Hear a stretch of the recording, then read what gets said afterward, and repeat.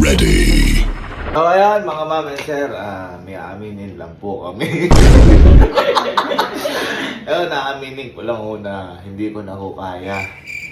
Kaya kailangan ko ng editor. So ayun po mga ma'am and sir, ayan, makalipas mahigit magtatatlong taon, napag-isip-isip ko na kailangan ko na ng tulong nyo, isa sa inyo. At naghahanap po kami ngayon ng editor. Yeah.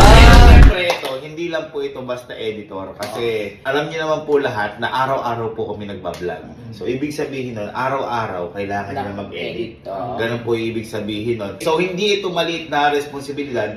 Napalaki pong responsibilidad na to. Kasi ako po, sabi ko nga sa inyo, halos magtatatlong taon ko na po ginagawa to. Pero posible. Posible. Araw-araw yun. Kaya ang una naming criteria sa editor namin, kailangan yung dedicated siya, masipag at saka matyaga. Kung masipag matyaga na ako, dapat mas masipag matyaga pa siya sa akin. Kasi syempre ako, mas marami akong ginagawa. Dahil magbablog pa ako, tapos edit ko pa, magbablog pa ulit, nag-uurong pa ako. Wow! Hindi na yun. So yun, kidding aside yun, kailangan syempre mas matyaga sa akin. Tapos, next natin na criteria, syempre, dapat magaling makisama. Yan. Kasi yung kukunin po naming editor, stay in po sa amin, makakasama po natin. Parang pamilya na natin yun. Hindi lang pamilya, barkada pa. Tapos, ang susunod po na criteria natin, syempre, kailangan magaling din kayo humawak ng equipments. Kailangan sanay kayo humawak ng camera. Kailangan sanay din kayo kahit knowledge lang. Kumbaga, sanay din kayo humawak ng drone kasi tatapatin ko na kayo, minsan pagkasama kayo sa mga event namin, kasama kayo sa mga gala namin, syempre, kayo paghahawakan ko ng camera, kayo yung, kasi para alam niyo yung kwento na mangyayari. At para alam nila yung i-edit nila. Para alam niyo yung storyboard, edit. Okay? Next naman po natin, syempre, yung kagalingan. Ayan. So, kailangan, syempre, sanay kayo mag-Adobe Premiere Pro, Adobe Illustrator, Adobe After Effects. Kumbaga, may mga background kayo doon. Kumbaga, may essential knowledge kayo doon. And sa mga iba pang editor para mas flexible kasi kayo. Kasi ako po, ang alam ko lang pong gamitin is Sony Vegas. So, ako po, hindi po ako magaling. Kumbaga, nire-research ko lang. So, kailangan yung makuha ko editor, syempre, yun yung forte nyo. Syempre, mas hamak galing nyo sa akin. Kumbaga, sobrang galing nyo. So, yun nga. Naghahanap na rin ako ng editor. Syempre, yung best na yung hahanapin ko para mabigay ko din yung sa mga manonood namin yung best na outcome na gagawin ng editor. Okay? So, ayun. Next naman natin kung paano natin sila mapipili. Okay? Kung paano, ganito po yung gagawin nyo. Hahanap po kayo sa YouTube account ko. Ito po yung YouTube account ko, yung Sir Gavin. Ayan po. Hahanap po kayo dyan ng video, kahit ano pong video dyan, na i-edit nyo. Isa lang, okay? So, bahala kayo kung paano kayo, parang audition to. Parang audition. Bahala kayo kung ano yung gusto nyong kuning video, pero isa lang. Tapos, i-upload nyo po yun sa YouTube nyo. Pagka-upload nyo sa YouTube nyo, kukunin nyo po yung link, isa-send nyo po sa Gmail ko. Ito po yung Gmail ko, ayan.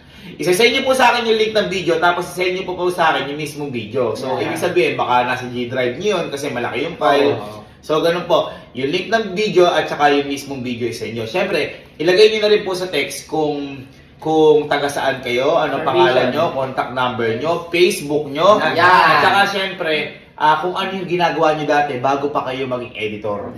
Pwede sila mag-send ng portfolio nila. Pwede rin mag-send kayo ng portfolio nyo para mas maganda. At saka, siyempre, kung bakit gusto nyo rin maging editor namin. Ayan. At ang pinaka magandang andito, ilalagay nyo dyan, eto, ilagay nyo na rin kung ano yung expected salary nyo o sweldo nyo sa kada buwan. Para, halimbawa, okay sa akin, okay sa inyo, magtutugma na kagad tayo, alam ko na kagad. Okay? So, ano na lang to, bonus na lang yung mga magte-trending na video sa YouTube. Ibig sabihin kasi, ang ganda ng ginawa nyo, napansin kayo, bonus na lang po yun. Pero hindi naman ibig sabihin na kapag hindi nag-trending yung video nyo sa may YouTube, wala. Kumbaga, baka hindi lang napansin. Okay? Pero lahat po yan, i-check po namin. One by one yan. Opo. Bibigyan ko lang po kayo ng 1 week.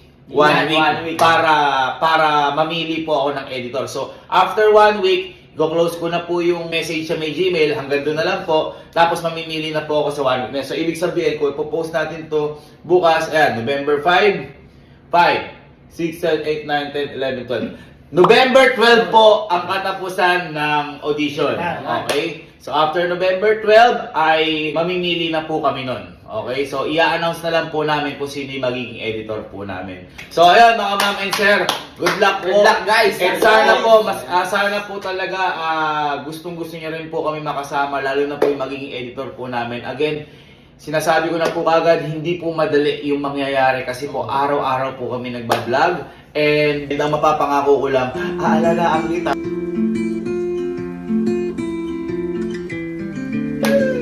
Kailan po, thank you mga ma'am and sir. Good luck po sa inyo lahat. Mabuhay po tayo muli. Thank you ma'am and sir. God bless po. Let's go! Woo!